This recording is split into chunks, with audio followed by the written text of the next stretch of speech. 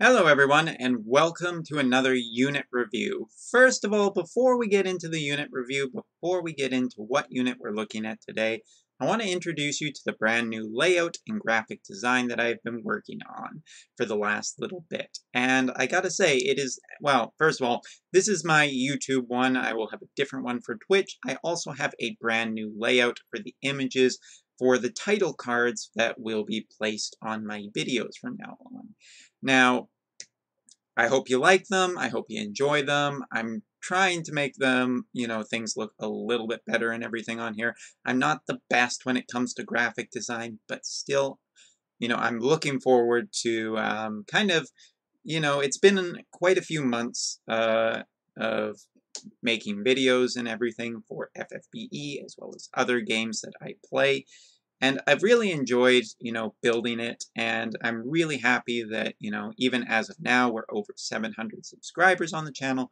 So I want to say thank you to everyone who is still a subscriber, who will continue being a subscriber, and any new subscribers we get too. So thank you very much for the channel. Now let's get on with the first new unit that we will be talking about in our new format and settings. So cue the music, let's bring the game on, shall we? And that unit today is Karlotte. Now, or Karlotte, as she is phonetically said in the Japanese form. Anyway, Karlotte is our first unit that we will be talking in our new format. So let's talk about the key details about her first. First of all, she is an EX point unit that's not listed here, but I will mention that very quickly, meaning on the Japanese side, the only way to get her currently is to spend money. Does that mean she will always be only the money spender? Maybe. Maybe not. I guess we'll have to wait and see what deals Alum gives us. But she is a beneficial unit for those who spend money in the game, and I gotta say, she's an interesting option from Lauren, who is a breaker and physical damage dealer. Shoot, I'm forgetting the other ones, the magic damage dealer's name. Just completely blanked on it. Anyway.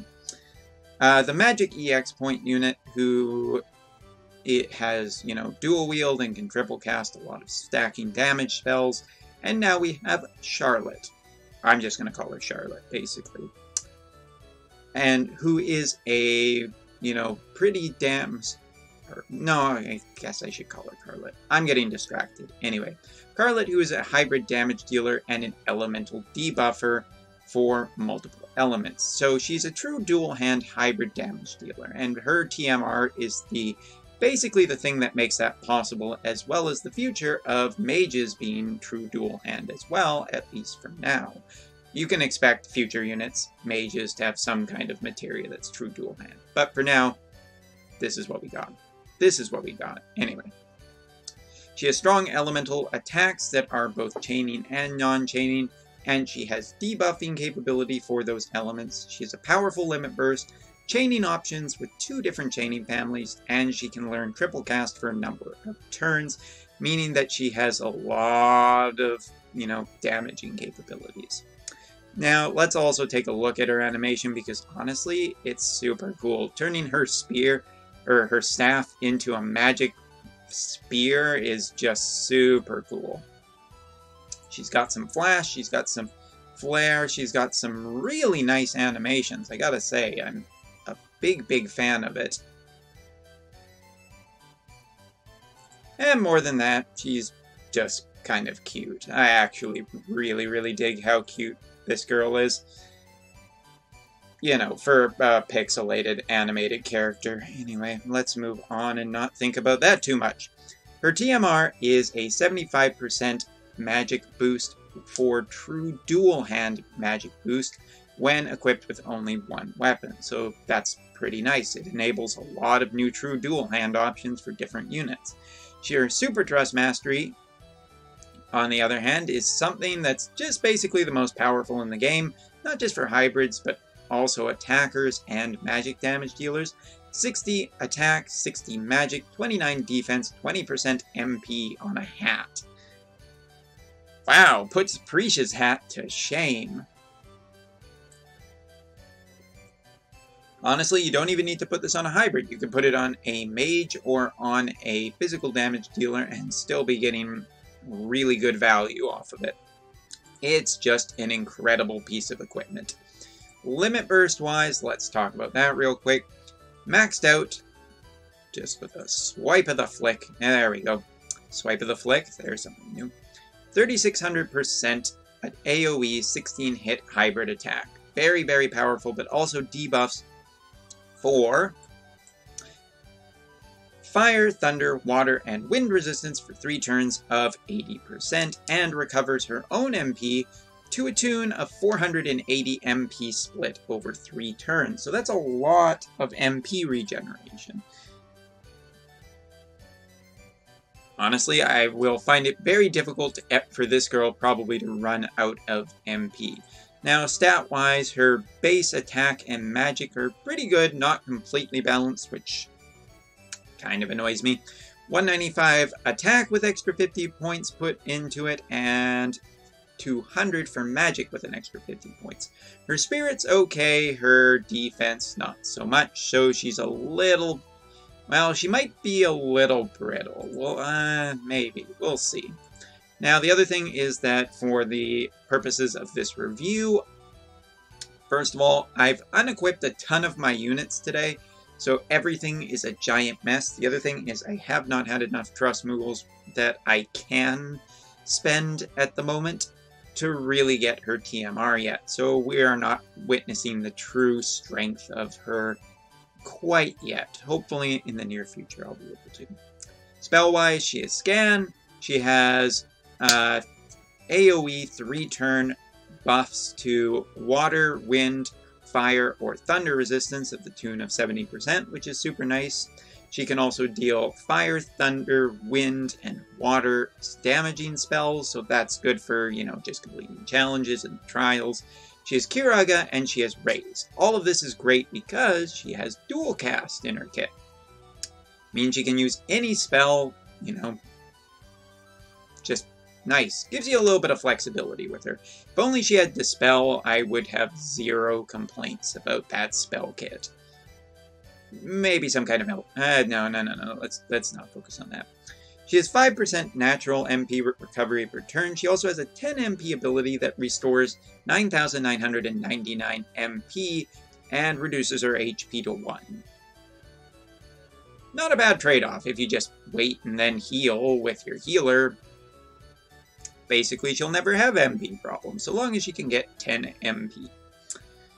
She has 30% to attack and magic. She has a 24 MP abilities that give to a single target either physical or magical damage resistance. And now we get into the main part of her kit. Now, for 50 MP, she has one ability for each of her main elements: water, wind, fire, and thunder. These 50 MP abilities will reduce elemental resistance to that type of element by 100% for 2 turns. To a single target, but 100% is a big debuff. And if you consider the fact that a lot of things in her kit give her triple cast, means that she can always be debuffing an element considerably highly, and it's great. It also gives her a 2-turn modifier to her damaging abilities of 100%. So basically debuffs the enemy, strengthens herself. If you do it with a triple cast, cool. Her elemental chaining abilities are all 950% except for her fire ability. So first, the water one is at 12 hits, which is basically quick trigger, so the Tidus family, and it is water hybrid attack 950%. It's that one right there.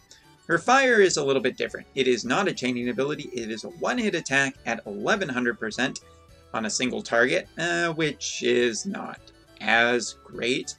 Her wind and thunder ones are pretty much the same in that they are 8 hits at 6 frames apiece, 950% for their element. So thunder and wind options, you know, with the CG Reagan family, not bad.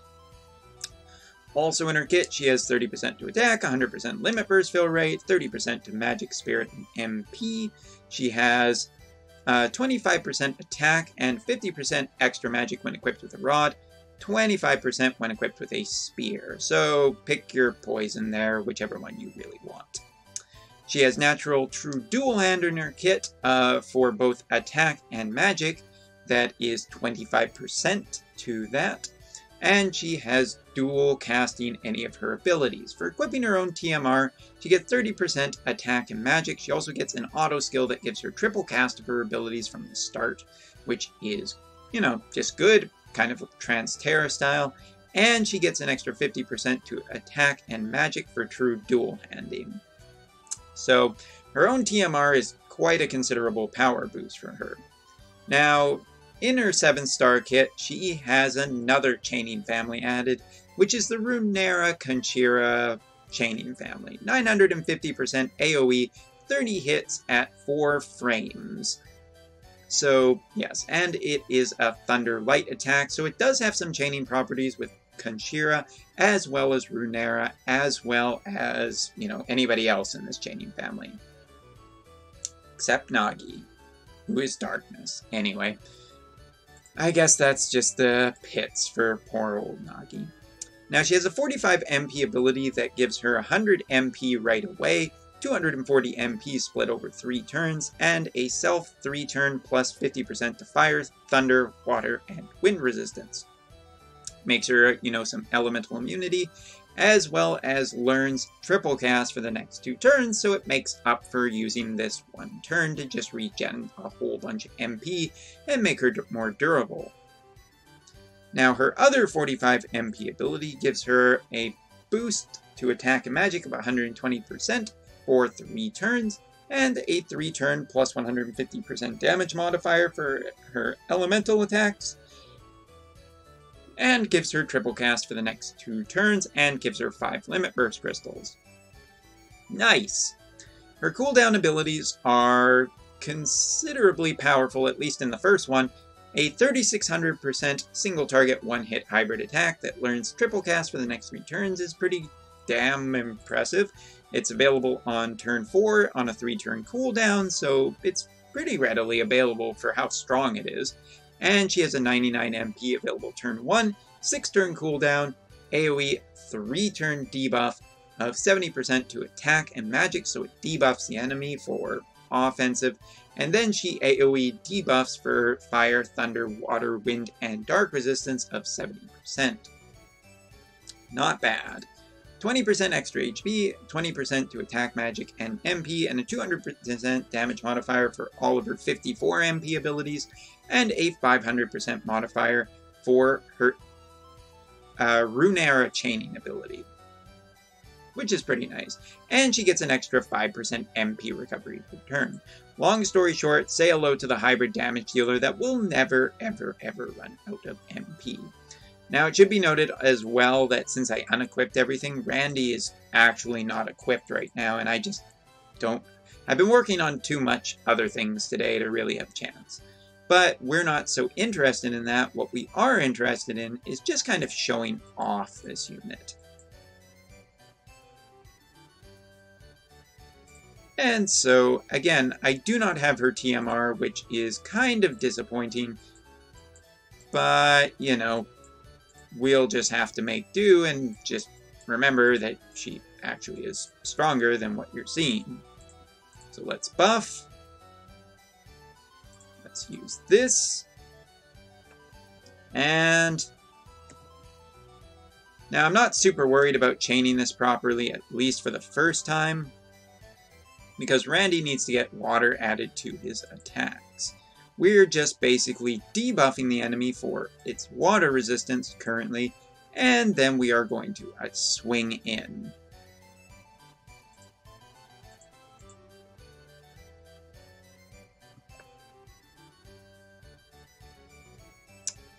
A little bit difficult to chain that one, but it is possible.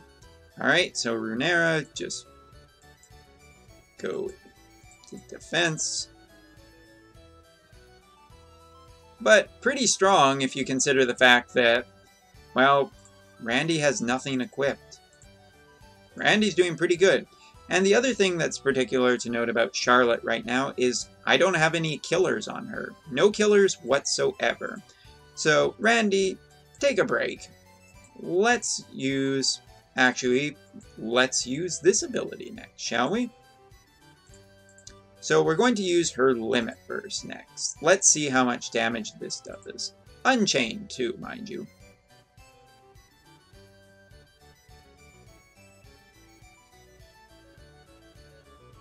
Not bad if you consider that she was basically by herself. And now that we have debuffed the enemy for a lot of resistance, it should also be noted that, well, we're just going to be doing the Runeera chaining now.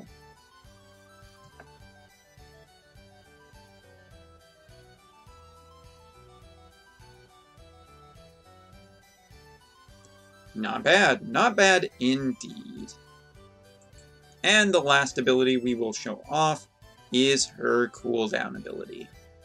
And by her cooldown abilities, sorry, I should have said her very, very strong cooldown ability. Unchained, of course, because, gotta save something for the future.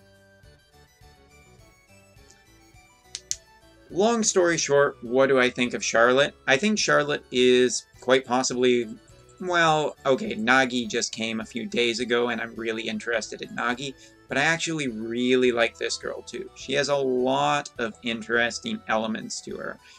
I really like the idea of trying to make a true dual-hand hybrid unit, because currently I've been, Nagi is kind of my dual-wield hybrid unit. Same with Beowulf. Both of them are kind of dual-wield, but this is the first true dual-hand, so I find her kit very interesting. Her TMR is incredibly valuable. Her super TMR is just the stupidest hat in the game. It is just far too strong as far as I'm concerned.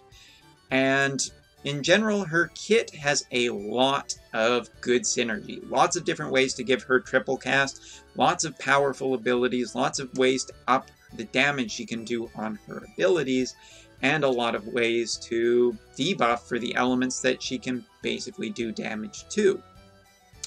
So yes, I really, really like Charlotte a lot. What's the downsides to her? Well, she can't double cast her Runeera chaining ability, meaning that she won't chain properly with Kanshira as well as Lauren or Nagi, who all can double cast the ability by virtue of being dual wield units.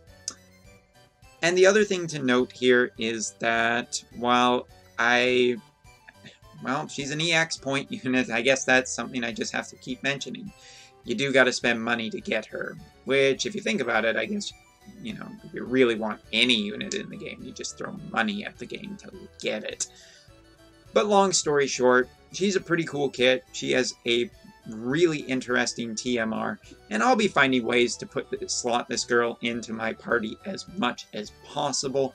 Love her to death. Think she's absolutely gorgeous for a whole bunch of different reasons. Top tier unit. Only time will really tell just how strong I can actually get her. So thank you very much for watching. Hope you enjoy the new layout and the new setup for unit reviews going forward, and I will see you all in the next unit review, whatever that is. Till then, see you next time.